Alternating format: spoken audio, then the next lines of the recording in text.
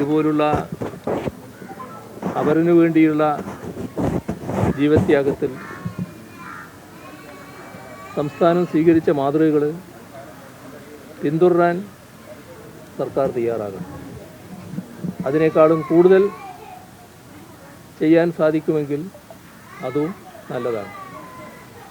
ഇപ്പോൾ അറിഞ്ഞിടത്തോളം കാര്യങ്ങൾ വെച്ചാൽ രാജേഷിൻ്റെ ഈ പൊതുപ്രവർത്തനത്തിൻ്റെ ഭാഗമായി എടുക്കേണ്ടി വന്ന കടങ്ങളുണ്ട്. 1-2 ബാങ്കിൽ ആ കടം ഡ്യൂ ആയി കിടക്കുന്നുണ്ട്. അത് തിരിച്ചടക്കുന്നതിനുള്ള സഹായം സർക്കാർ ചെയ്യേണ്ടതാണ്. അതോടൊപ്പം കുടുംബത്തിൻ്റെ സംരക്ഷണം, ആ കാര്യത്തിൽ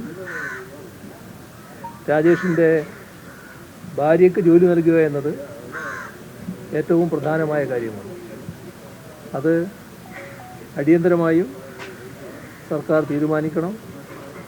ഇനിയും അത് നീട്ടിക്കൊണ്ടുപോകുന്നത് ശരിയല്ല.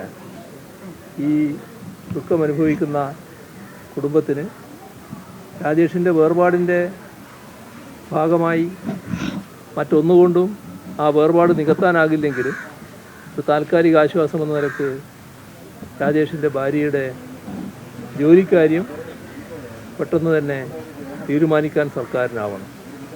അതോടൊപ്പം ഈ കുട്ടികളുടെ വിദ്യാഭ്യാസം, ആ വിദ്യാഭ്യാസം ശരിയായ രീതിയിൽ നടത്തുന്നതിന് തുറന്നുള്ള സഹായം ഉറപ്പുവരുത്തണം.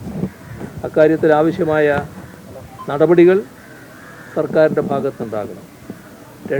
രണ്ട് കുട്ടികളുടെയും തുറന്നുള്ള വിദ്യാഭ്യാസത്തിന് സർക്കാർ പിന്തുണ ഉറപ്പാക്കാനാവും.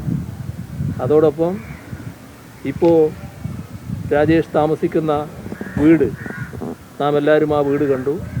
അത് കാലോചിതമായി നല്ല വീട് നിർമ്മിക്കുന്നതിനാവശ്യമായ സഹായം സർക്കാരിൻ്റെ ഭാഗത്തുണ്ടാകണം. എന്തു ചെയ്താലും അതൊന്നും രാജേഷിൻ്റെ കാര്യത്തിൽ അധികമാകില്ല. അത്രയും വിലപ്പെട്ട ഒരു ജീവനാണ് മറ്റുള്ളവർക്ക് വേണ്ടി ഇവിടെ ബലി കൊടുക്കുന്ന അവസ്ഥയുണ്ടായിട്ടുണ്ട്. ഇത് നാം പൂർണ്ണമായി ഉൾക്കൊള്ളണം. അതിൻ്റെ ഗൗരവത്തിനനുസരിച്ച് സർക്കാർ പെട്ടെന്ന് തന്നെ നടപടികൾ നീക്കണം എന്നതാണ് ഈ ഘട്ടത്തിൽ പറയാൻ.